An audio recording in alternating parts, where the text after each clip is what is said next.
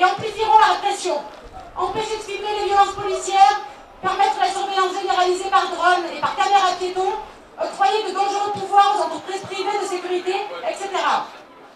Cette loi ne vient pas seule.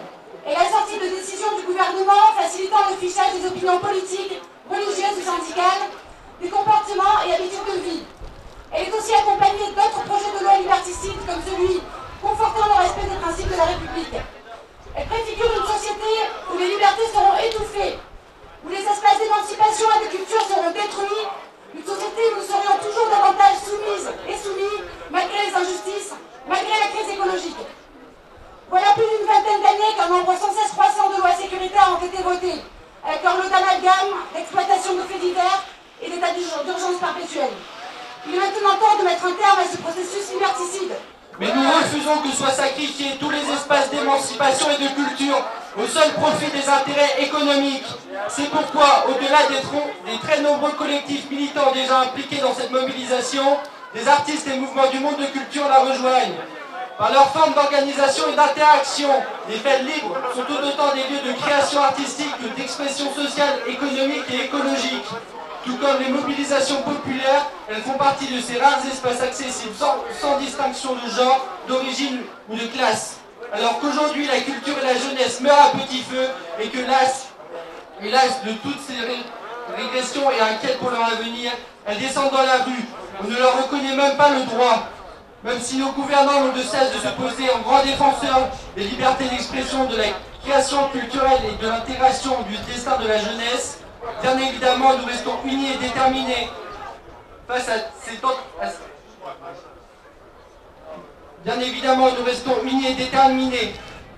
cette tentative indécente d'affaiblir la contestation et d'empêcher toute convergence. Nos modes d'expression ne peuvent pas être les mêmes, mais nous souffrons de la même urgence de défendre nos libertés. Nous éprouvons le désir commun d'un monde socialement juste et respectueux du vivant. En cela, nous avons toujours œuvré dans le même sens, car comme le proclamait justement le Conseil national de la résistance, créer c'est résister, résister c'est créer.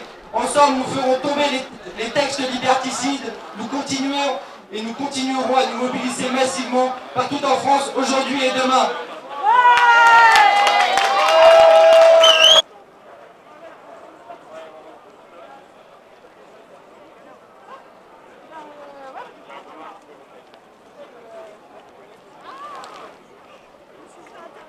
Gilles, là, je te présente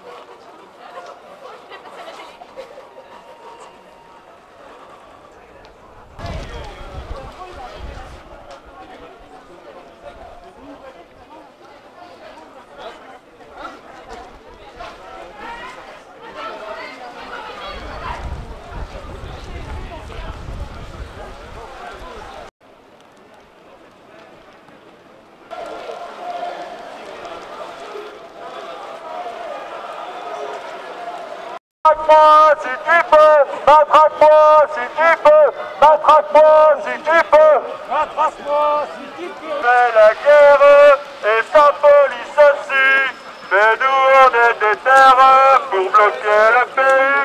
Macron et sa police aussi.